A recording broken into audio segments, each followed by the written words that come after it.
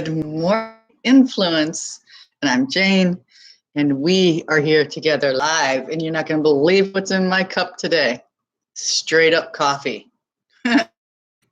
You know, how often is it that you get to roll out of bed at your own house and have coffee with some crazy lady that just rolled out of her bed, all bedhead, right, at her house, and have coffee? I don't eat coffee though, you guys, you know. I'm out of celery right now, which is I've been doing that 30-day celery thing. So shame on me. Out of celery. Lighting is kind of a little funky today. It's super sunny out. And I'm coming to you from Dallas, Texas. And it is, shoot, I don't even know. About 75 degrees out there. There's no rain. There's not going to be any rain today. And it's going to get up into the 90s easily. And I have been sweating here like crazy. And it's a good thing I don't have to look nice in really nice work clothes and keep my hair looking. It's impossible. So good thing I'm always at the ranch, right? With the stinky horses and the sweaty horses. I made this in my French press Starbucks, but it's a letdown. I gotta be honest. It's a letdown. But I just felt like I needed that extra oomph. All right. So you know what this is all about, right? When I go live, anytime between 7:30 a.m. and 8:30 a.m. Central Time. That's Texas time. And it is 7:52 right now. I answer one question every day. And whether I answer it from this book or I can answer it from you, it's totally up to you.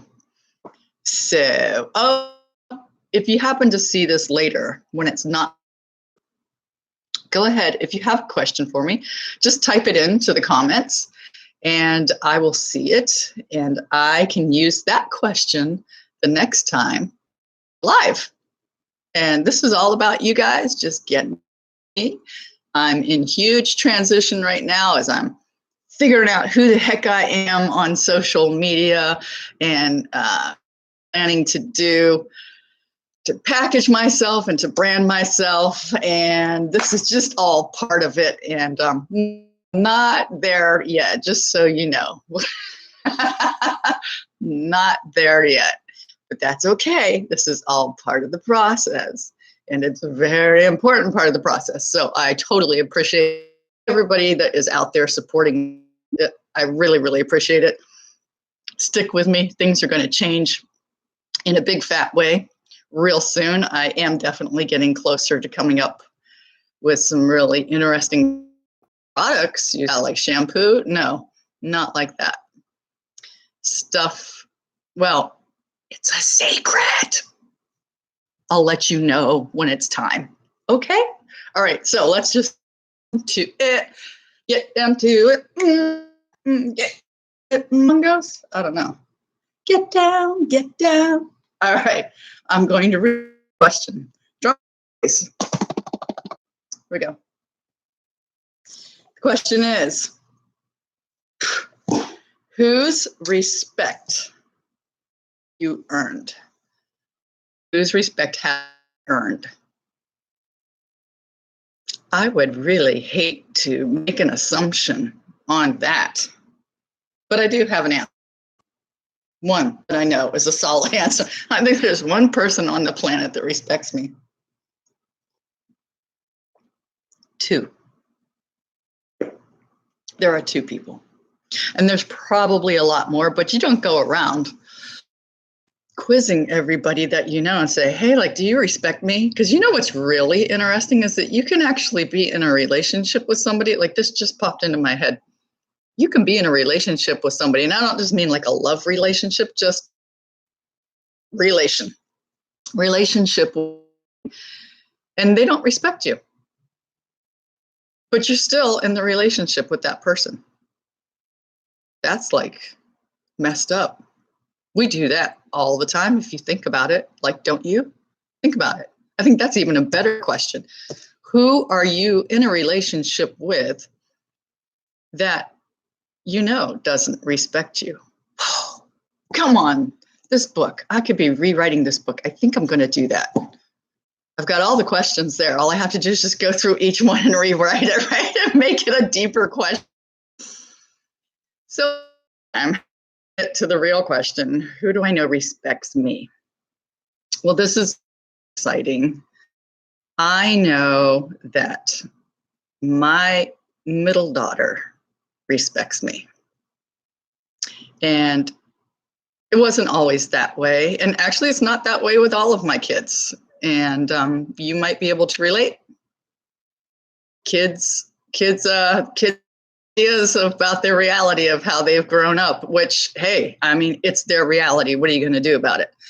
And then I have my reality of, how I think it was when I raised them. And somewhere in the middle, there's an overlap of how it really went down. And I think I've done my share of apologizing. The overlap part where we all agree how it really went down. And but that I have never stopped being a mother to them now that they're all grown up and out of the house. And at that point you can just that's it, toss in the towel or whatever. It's all the damage or the goodness has been done at that point, but I don't believe that. And I didn't really start waking up and being a really conscientious human being until after every one of my kids had left the house, grown up and left the house. And so at that point, I decided to continue to keep being, this was my chance to wake up from on. And in that process, all of that to say, I know for sure one of my kids, my middle daughter, has recognized that. And I know she respects me. And she herself has become a mom recently. And you know that when any one of your children becomes a parent, a whole new level of understanding shows. Think of it for you, right? You know how it is when your parents are freaking amazing, or else you decide that my parents are not freaking amazing. But in either case, even for my parents, I realized, well, that's getting a little deep, but I learned a lot of good things from the not so good things that went down with my parents. And that's okay. I actually totally accept that. And I'm good with that because it was a great teacher for me. So anyway, there you go. I have at least one person on the planet that respects me. Yay! Woo! All right. Any questions? Let's see. You know what? I always need my glasses to see who's typing in questions. Anybody is? And guess what? Nobody is. I must be up way too early for you all this morning.